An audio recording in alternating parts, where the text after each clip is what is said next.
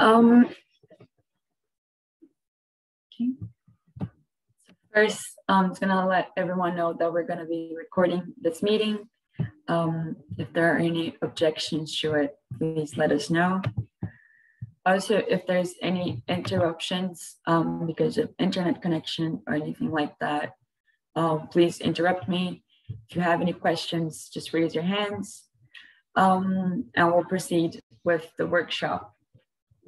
Before we begin, I just wanted to introduce myself again. So my name is Carolina and I'll be your chair. My co-chair, Lucas, sitting right in front of me here.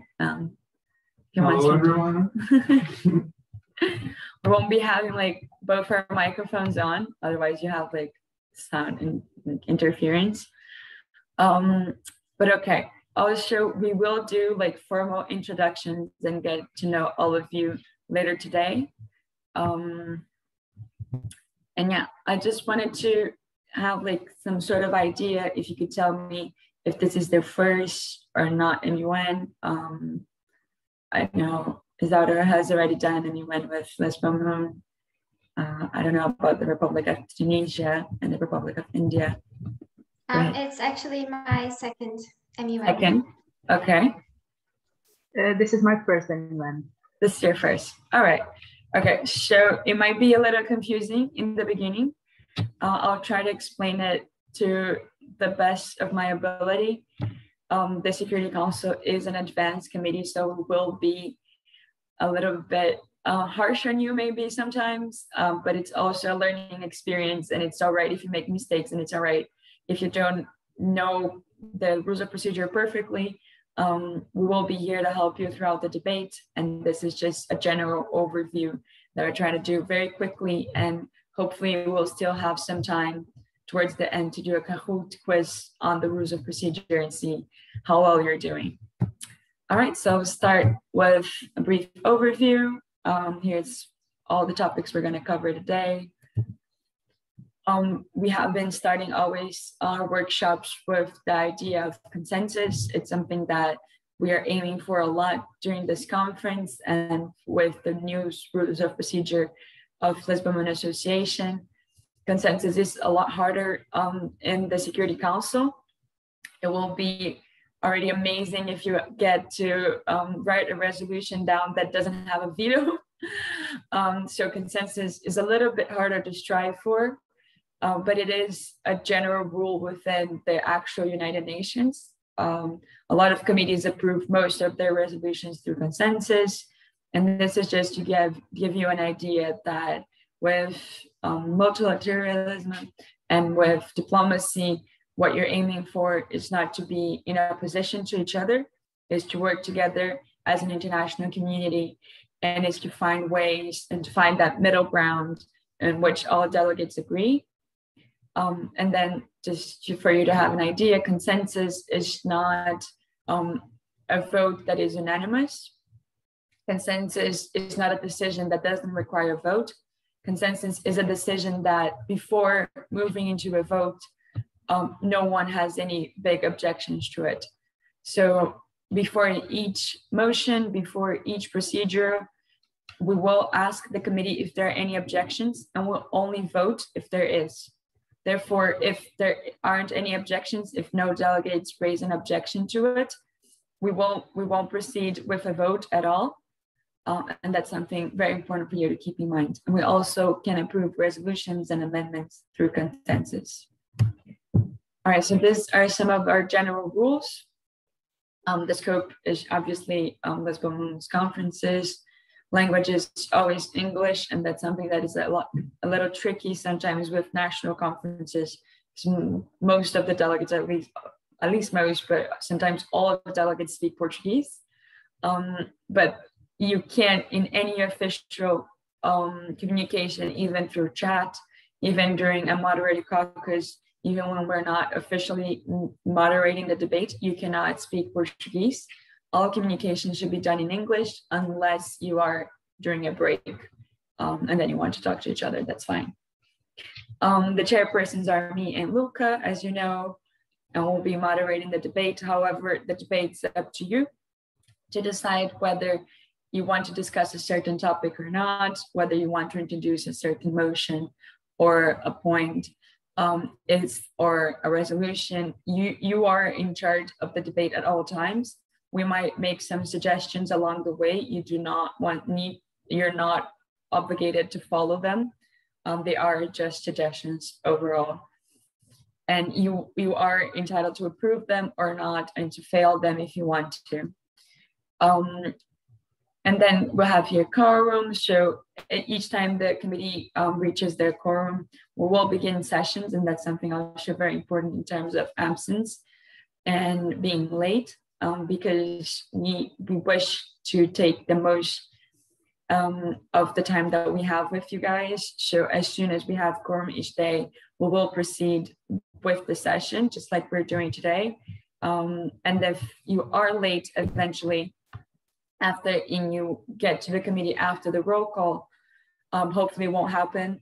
But if it does, please send us a private message through the chat asking to be recognized, and we will include you in the debate.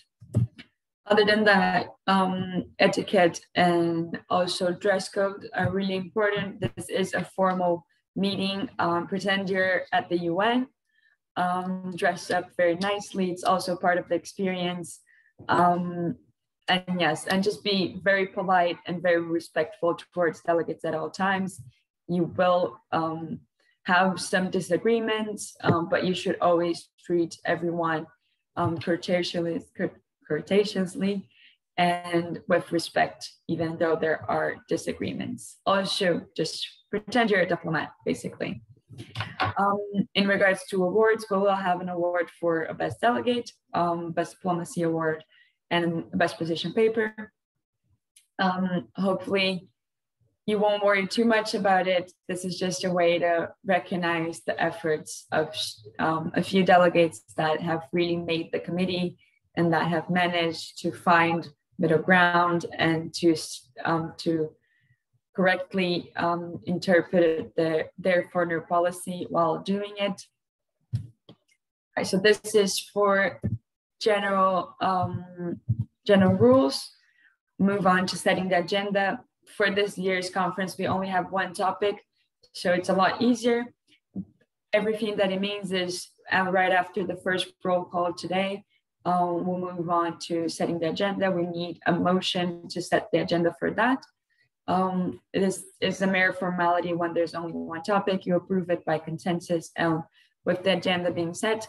Just as to clarify, the provisional agenda is the topic you have. So the topic of the conflict in Mali and the peacekeeping mission in Mali. That's the provisional agenda that the Secretariat has determined. And we will move on to setting the agenda as soon as the first session begins. Then we'll move on to opening speeches today. During the evening, you'll have 3 minutes to do your opening speech today, because we don't have as many delegates as other committees, and also because we want to give you plenty of time to sort of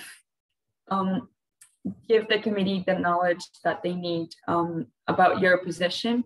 So we are expecting of you to just give a general overview of your country's position, the reason why your country is part of this committee. Why do you think this discussion is, well, your country thinks this discussion is important, and what actions it wants to take, and what it hopes to achieve within the committee. This can be mostly based on your position papers, but it should be also very exciting, and it should put into practice all the public speaking skills that you have. You do not need to use all 3 minutes. If your speech is shorter, that's also fine. You can just yield your time back to the chairperson whenever you're ready. All right, so as soon as we end the speakers list, will move on. Well, the opening speeches will open a general speakers list. Throughout the entire time of the open debate, you have a speaker list, and you can add yourself once, and then after you spoke, you can add yourself again. this list is continuous. We will encourage all delegates to be added to the general speakers list at all times, because if this list is exhausted, the debate closes and the committee cannot not take any further action on it. The general speakers list time for speech will be set at 90 seconds, so 1.5 minutes. And then if you finish your speech before your time has elapsed, you can yield. You can give your time, the remaining of your time, to another speaker or to questions, or just back to us, and then you're done with your speech. We will keep reminding you of this throughout the debate, so don't worry too much about it. We will ask you multiple times if you want to be added to the general speakers list throughout the debate. Okay, something new this year is the program of work. We will encourage the committee to have a motion to set the program of work unless there's a lot of disagreement. Hopefully there won't be. The program of work is not binding at all. It's a procedure motion that will just sort of establish the subtopics the committee needs to address in the order the committee wants to address them. Just so you have a general guide. First, we'll discuss this subtopic, and then we'll move on to the second subtopic and the third subtopic. But you don't have to. You don't have to approve it. You don't have to raise this motion. If you don't, that's fine. If you approve it and you actually want to discuss a different topic, that's also completely fine. It is not binding. It's literally only meant to be a guide. You can use your study guide to decide to use the subtopics of the study guide for your discussions if you want. And then you'll have one delegate raising this motion. We'll have, if there is an objection, we'll have a speaker list in favor and against the program of work specifically.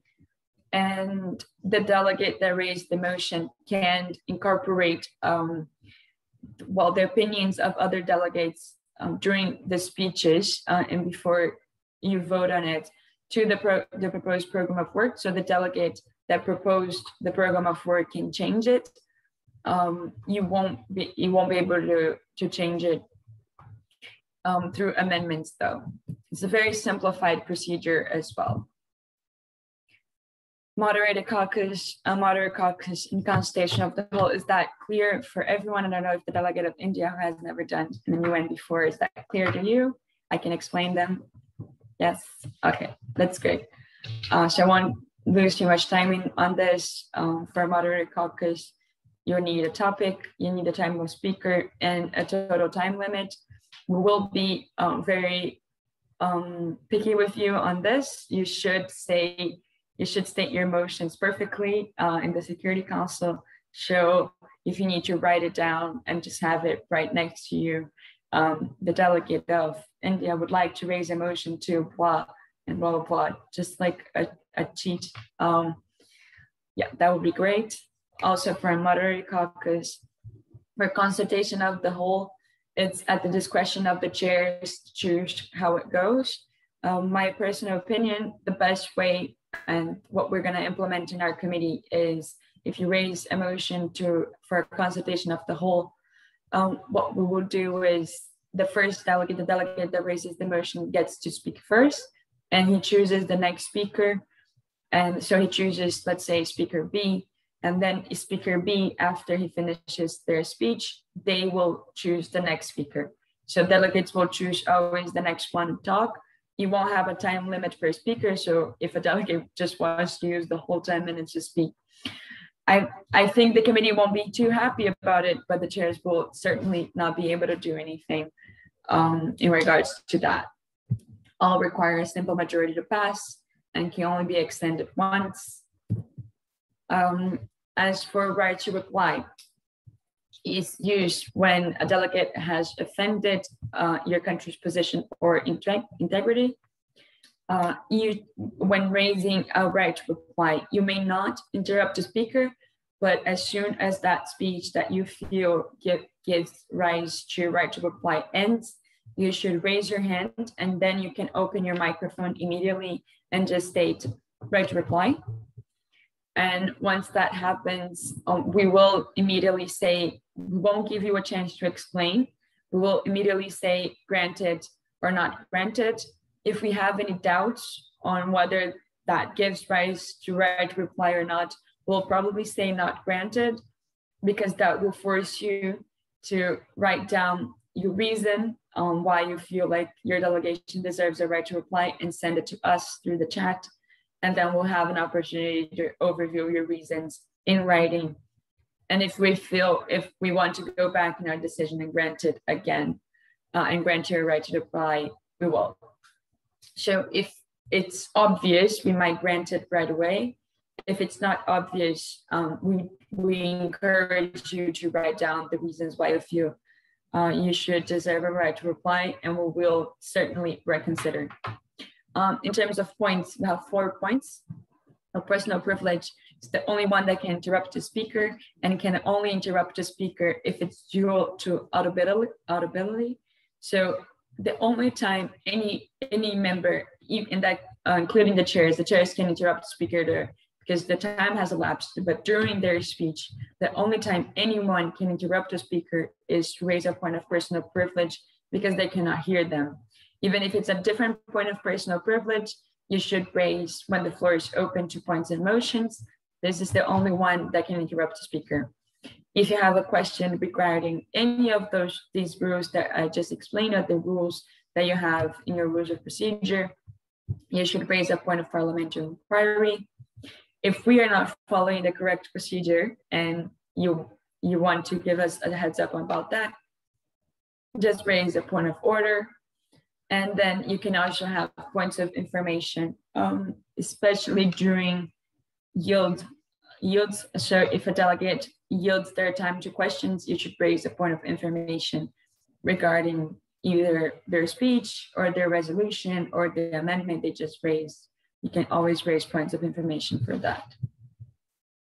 But all 3 of those only when the floor is open. For points of personal privilege, if you have to leave the call for any reason, if you're having internet trouble, if you want to go to the bathroom, just send us through the chat, because we have that chat function. It will make it a lot easier to not interrupt the debate.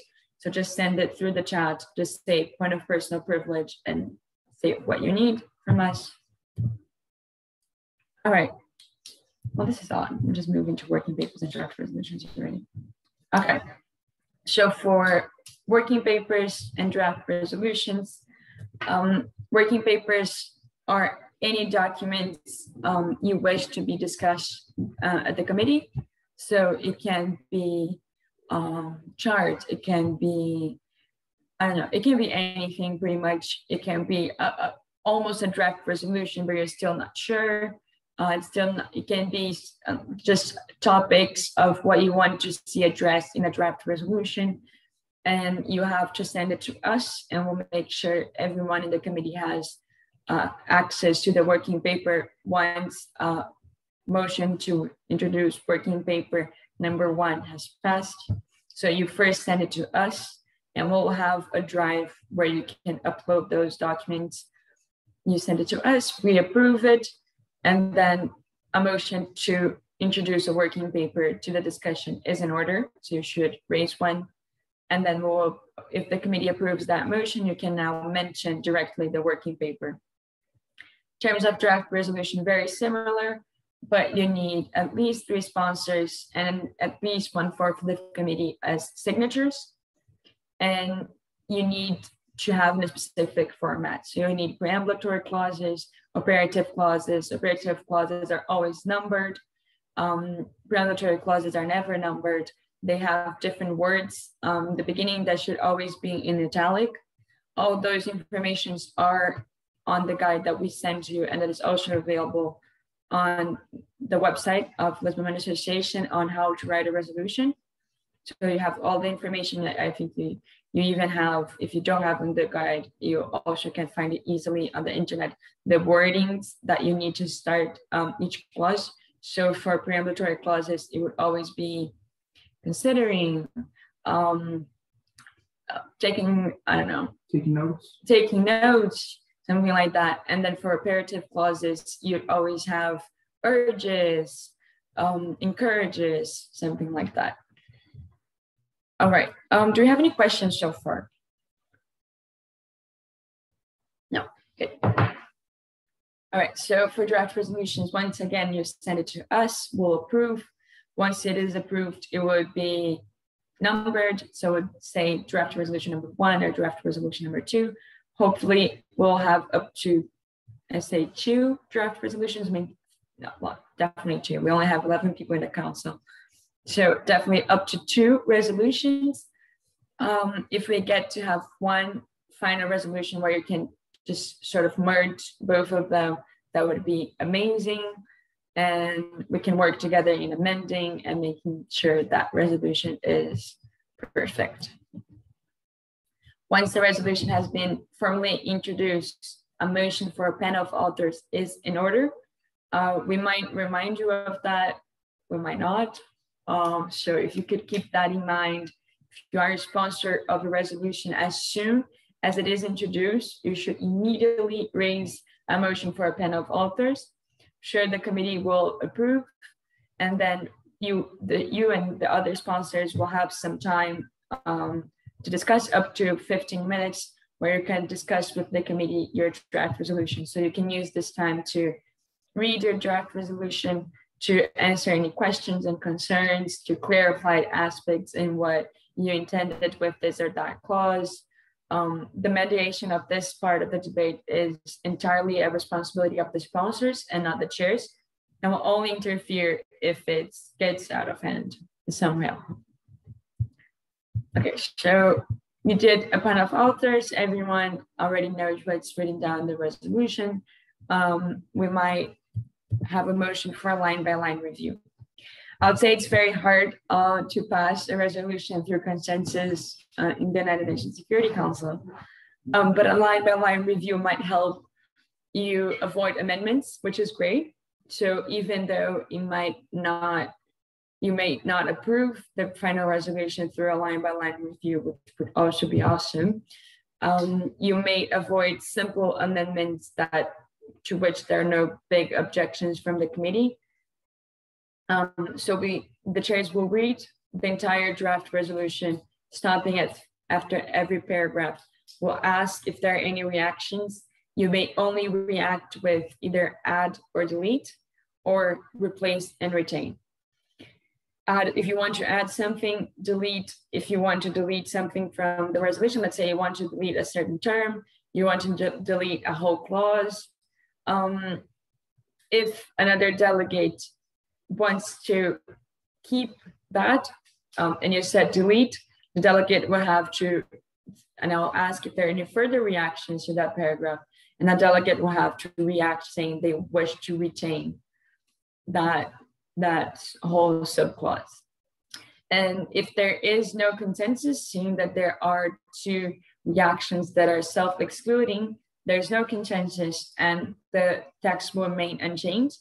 And if you want that alteration to pass, you have to introduce as an amendment later on after the line-by-line review.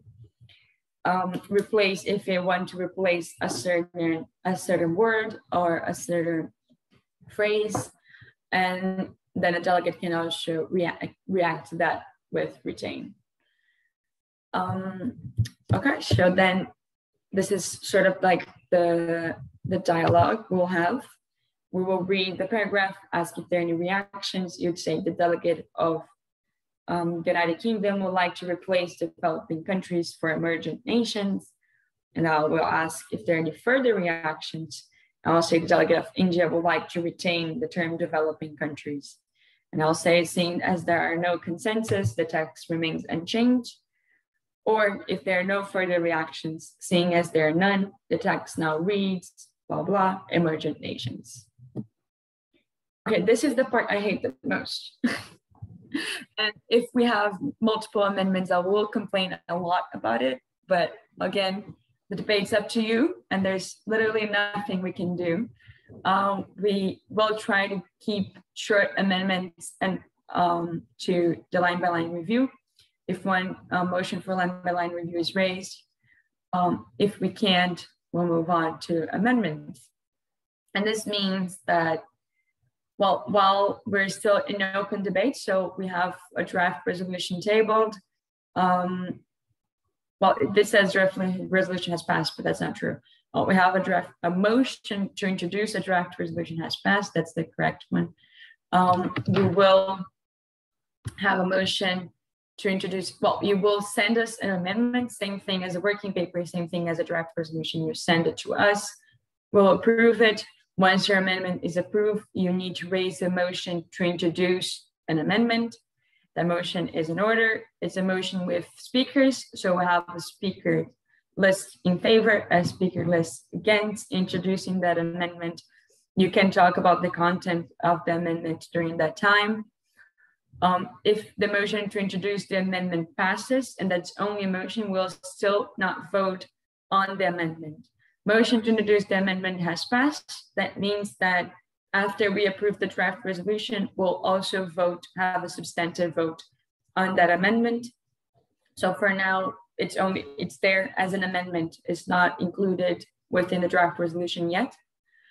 And yes, so we will first ask if this amendment is friendly or unfriendly. If it's friendly, we'll still vote on it during voting procedures. During substantive voting, we will not vote on the procedure. So we will not have the speaker list in favor and against, and will not vote whether that amendment should be introduced or not. We'll just vote on the content of the amendment later on. If it's unfriendly, we'll do that procedure that I told you about. We'll have a speaker list in favor and against, and we'll have to vote to introduce it.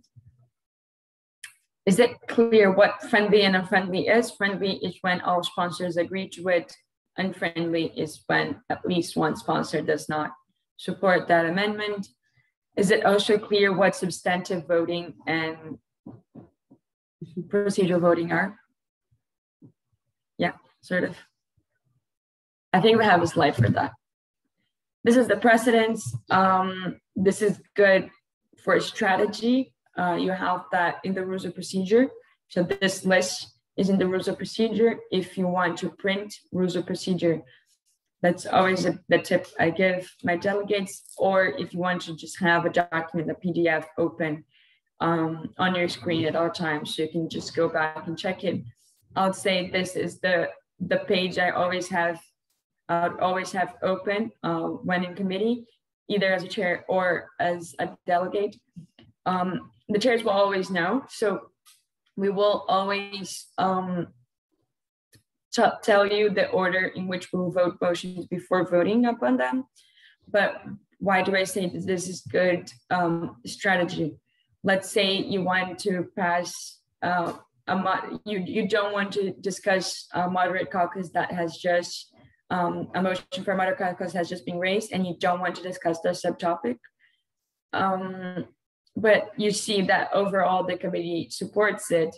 And then you can also just raise a motion for a consultation of the whole, which it takes precedence and will be voted before, because it's more disruptive, on a different topic that the committee will discuss.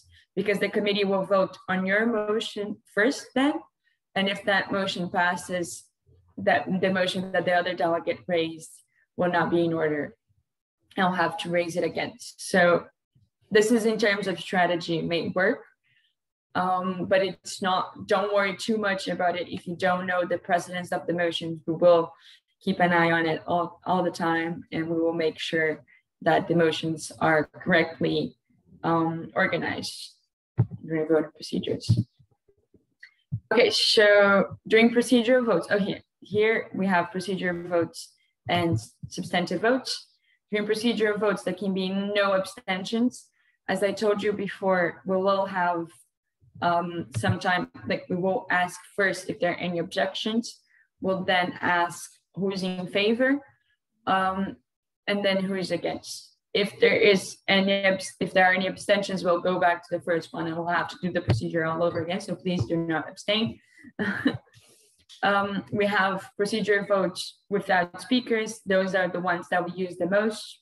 A moderated caucus, and consultation of the whole. That's the one that we use all the time. we speakers, we have motion to set the agenda. In case of opposition, which won't happen in our case, adjournment of the debate, introducing draft resolutions, introducing amendments, resumption of the debate, closure of the debate. Those are all motions with speakers. So every time we have a motion with speakers, we'll have a speaker list in favor, a speaker list against. We have at least one speaker for each, and we'll need a motion to close the debate or the exhaustion of the speakers list to proceed to a vote. This is just the most important thing here is when we have a motion with speakers, we are not discussing any content. We're discussing whether that motion should be introduced or not. We'll keep reminding you of that as well. And then for substantive voting, we have amendments and resolutions, and that's it. And substantive voting only happens after the closure of the debate or the exhaustion of the speaker list. So you have this period of time where you have open debate, and then you need either a motion to close the debate or the speakers list is exhausted, and then the debate's officially closed, and then the committee cannot raise motions for caucuses, you cannot raise motions. There are no more discussions. What we're doing after the exhaustion of the speakers list, if we have a draft resolution, which I'm certain we will, is what we're doing is we're moving into voting procedures. So possible motions here all relate to voting procedures. You can reorder draft resolutions. So let's say you have two draft resolutions. If one passes, the other automatically fails. So if you see they have more support for the second resolution, the resolution that says draft resolution number 2, you can raise a motion to reorder them and make that second resolution the first one in the vote. You can have a motion for a division of the question, which is a motion with speakers. The division of the question means, and this is a very good thing for the Security Council, I would encourage you a lot to raise a motion for the division of the question, because sometimes there are 2 or 3 clauses that don't get the absolute support from the P5 members.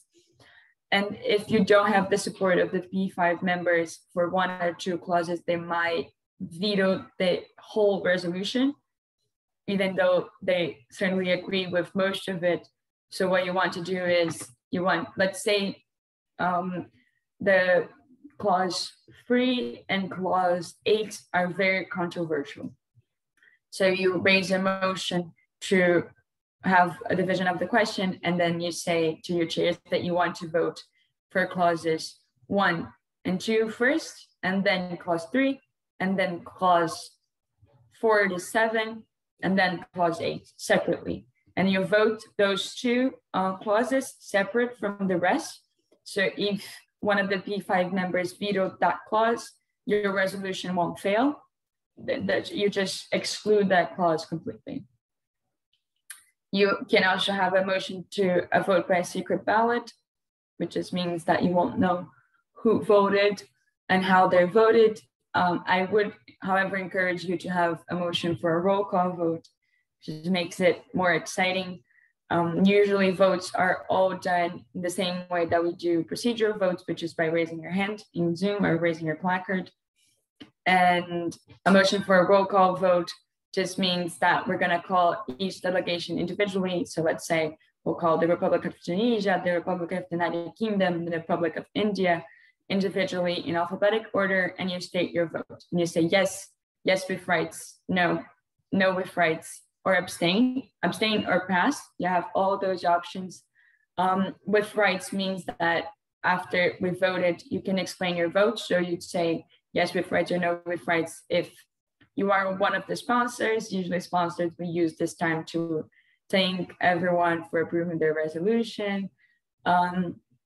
If you are one of the big opposers to that resolution, you may say no with rights.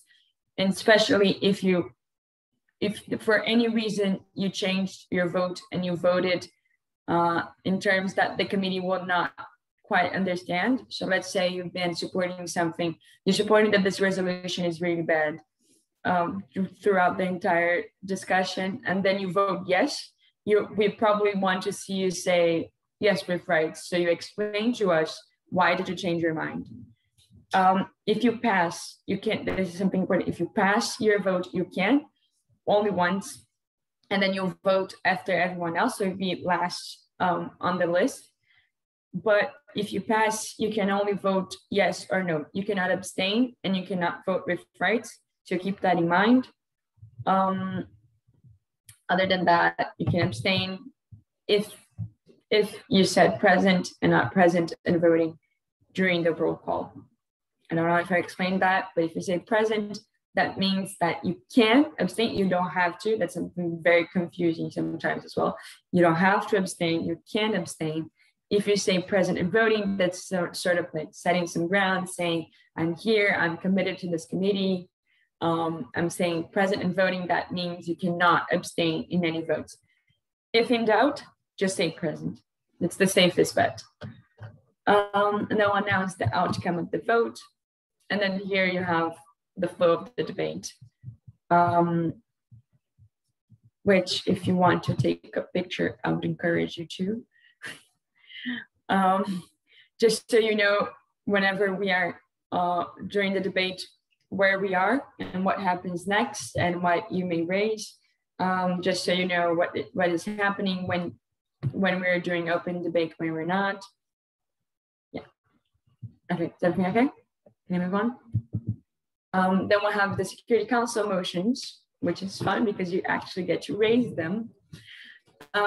Closed door meetings means you're kicking out the press and everyone else, any observers that we have in the room. They'll be kicked out of our meeting, and you have the meeting judged with the members. A P5 meeting will be only good for the United Kingdom, who's here, and not so good for Tunisia and India, because it only depends on the P5 members. So a P5 member raises this motion. If the other P5 members agree to it, everyone else, well, we'll probably just put the P5 members in a different breakout room, and they'll have a separate meeting, but they'll have the chairs. So you won't be in formal meetings anymore. And then the P5 will just have their private discussion on the outcomes. Yes, United Kingdom. Just a question really fast. All the members of the P5 need to agree, right? So if 1 out of the 5 say, no, we don't want to have a meeting, then the meeting doesn't happen. It's like a veto. Yeah, exactly. You need, but I'll say P5 members usually agree. They're usually like having this closed doors discussions outside of the committee, because first they can, well, this is something that, although it's not very fun for who stays outside, it is very good for the committee, and there is a reason behind it, because the P5 members all have veto powers. They sometimes need to discuss and do some lobbying of their own, so they don't veto your resolution. So just make sure you have 1 P5 member sticking up for you, and then you're good to go. Veto rights also, I think it's very clear. The United States, Russia, United Kingdom, France, and China all have veto rights for substantive votes, but not for procedural votes. So if you raise a motion, they cannot veto your motion. They can veto your resolution or your amendment. Well, we will have one observer. We won't have NGOs, but we will have an observer member stage, which is Mali, which is great. Certainly a very hard role to play, because she will not vote.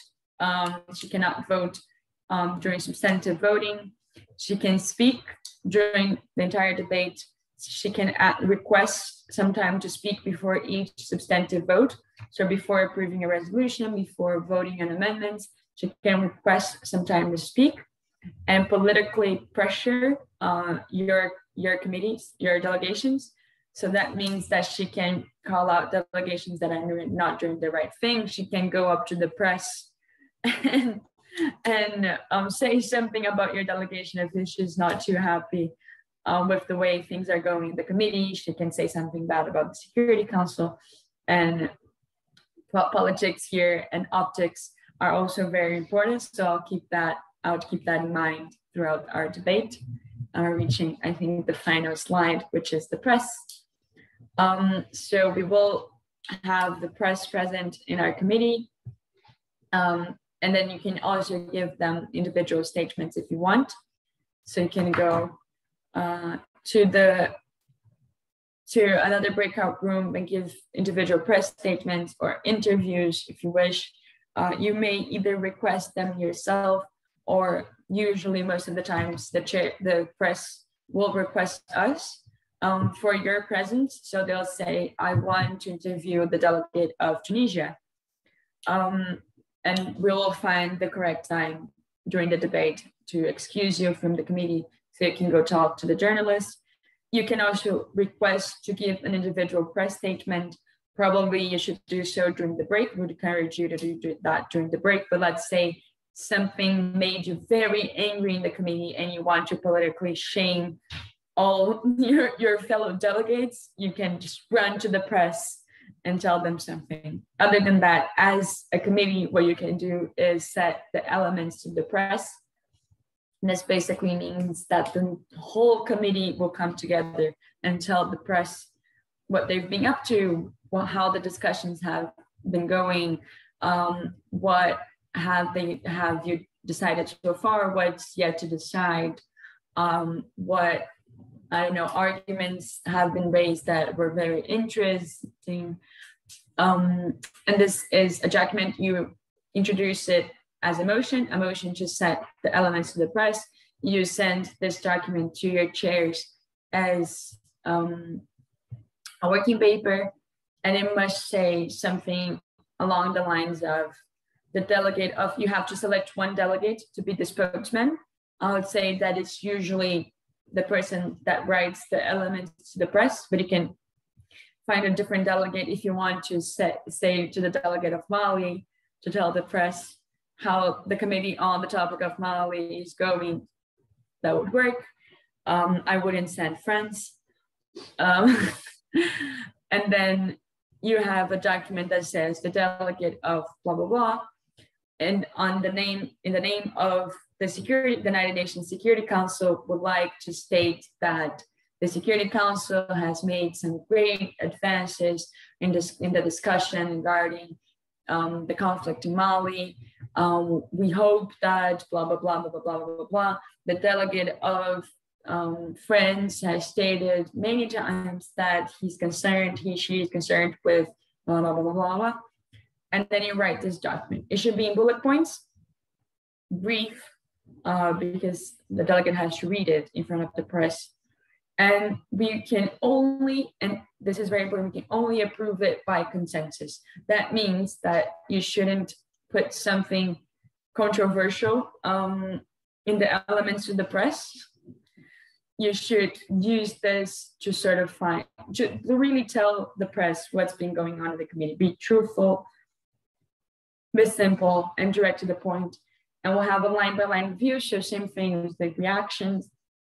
You can change them through a line-by-line review. Towards the end, I'll ask if there are any objections. If there is this elements to the press fails, then you have to introduce a new motion for it if you want to see it approved. All right, that's it, I think, for the slides. Yes, I'll stop the share and I'll try to open the Kahoot game. Oh, I forgot to tell them to download Kahoot.